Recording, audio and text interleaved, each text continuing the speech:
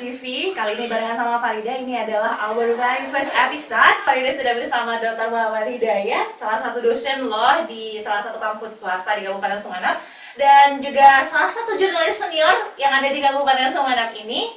Oke, apa kabar? Alhamdulillah baik, Farida. Wah, kegiatan apa nih? Ya banyak, ngajar, meneliti, riset, publikasi, seminar, sama kegiatan sosial lah, bantu kawan-kawan yang melakukan kegiatan sosial kemasyarakatan, juga di bidang pendidikan dan lain-lain. Oke, perkembangan COVID-19 mengikuti juga tapi kan ya pastinya ya Pak? Wah, tuh COVID-19 itu ini merupakan sesuatu yang mungkin sekarang diperbincangkan secara internasional. Enggak mungkin sih, tapi pasti. Soalnya memang sudah menjadi pandemi yang itu mewabah hampir di seluruh negara yang ada di dunia ini. Hampir gitu ya, termasuk salah satunya Indonesia. Nah, Indonesia kemudian diikuti dengan kebijakan publik yang ada. Ini nih menariknya. Rahmat, gimana nih? Ya. Rahmat sih, Pak Dayat. Sama aja ya? Sama aja ya? Pak Dayat, gimana sih sebenarnya COVID-19 ini yang kemudian di Indonesia itu diikuti dengan adanya kebijakan publik dari pemerintah? Ya, sebetulnya kalau kita lihat sudut pandang COVID-19 ini sangat luas, seluas peredarannya karena dia sudah pandemi dunia gitu kan. Kalau kita baca sejarah bagaimana proses terjadinya perang kuman, kita bisa akses misalnya di salah satu tulisannya Jared Diamond itu bahwa masyarakat dunia atau negara-negara besar di dunia itu dihadapkan ketiga persoalan di dalam kehidupan mereka. Pertama adalah soal pangan, kedua adalah soal persenjataan, yang ketiga adalah soal kuman. Nah, ketiganya itu kemudian pada masa lalu menjadi persoalan besar. Ada persoalan pangan, persoalan terkait dengan kekurangan stok pangan di dunia yang kita sebut dengan kemiskinan. Ada juga terkait dengan senjata, ada perang yang berlarut-larut di masyarakat dunia. Ada juga soal kuman, penyakit. Ada yang memang kuman yang menyebabkan banyak orang sampai jutaan meninggal dunia pada saat itu. Sehingga sebetulnya Jared Diamond ingin mengatakan bahwa sesungguhnya manusia mati lebih banyak bukan karena perang, tapi karena kuman. Nah, makanya kemudian ketika pada saat ini ada serangan kuman yang melanda dunia, maka ada semacam kekhawatiran yang begitu besar di masyarakat dunia bahwa ini akan menjadi senjata pembunuh massal bagi masyarakat di era modern ini. Tapi saya sendiri tidak terlalu yakin akan begitu luas dampaknya sebagaimana kuman yang terjadi pada masa lalu. Itulah yang sesungguhnya diprediksi oleh Robert Malthus pada saat dia berbicara soal bonus demografi, di mana ada satu ketika masyarakat dunia ini akan mengalami surplus penduduk dan lahan untuk ditempati itu semakin sedikit. Salah satunya adalah karena memang dari waktu ke waktu masyarakat dunia dari sisi ilmu pengetahuan itu semakin maju, semakin canggih bahasanya kita gitu kan, sehingga mungkin kuman ini terjadi dalam hitungan bulan, tapi dalam hitungan bulan pula akan ketemu obat yang bisa menyelesaikannya. Dan sepertinya memang sudah mulai muncul tuh, ada dari Jepang, ada dari Cina, dari Amerika yang sudah mulai menyampaikan kita memiliki obatnya.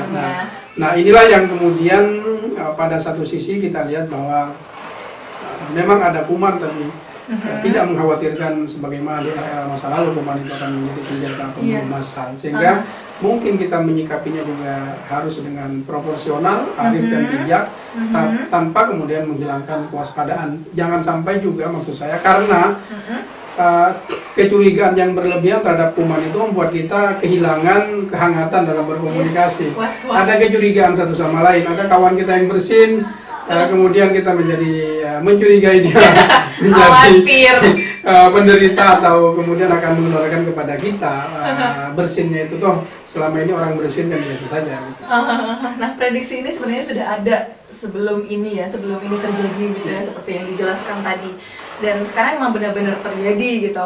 Kemudian Indonesia mengeluarkan kebijakan-kebijakan yang khas Indonesia sekali. Artinya ada beberapa kebijakan yang mungkin negara lain seperti Cina dengan lockdown-nya, atau negara-negara lain dengan kebijakan-kebijakan yang lain. Nah, Pak Dayat gimana nih melihat ini? Ya, saya melihat memang kita itu agak terlambat dalam mengantisipasi, dan itu adalah khas Indonesia gitu. Ada khasnya ya?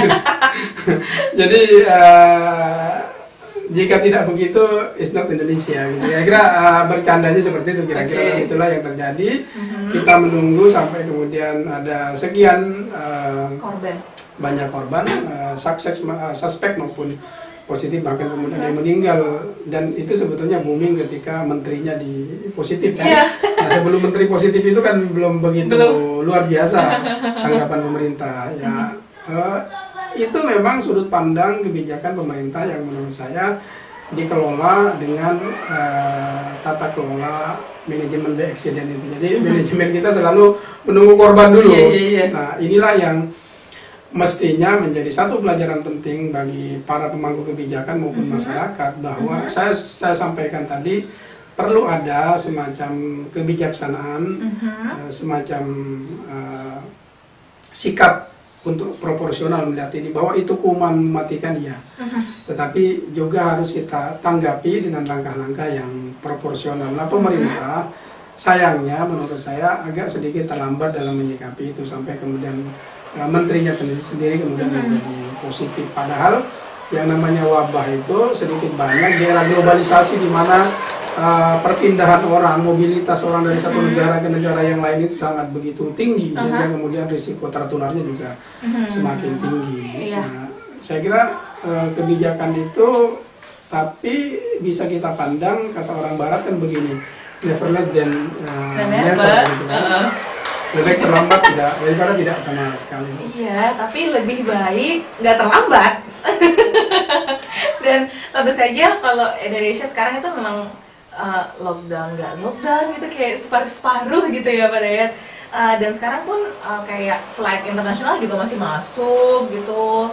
Terus juga flight domestik apalagi, selama katanya sih selama negara atau country tujuan itu atau negara yang bakal masuk ke Indonesia orangnya tidak virus corona itu tidak terjadi di sana, itu katanya nggak apa-apa sih gitu, katanya sih gitu.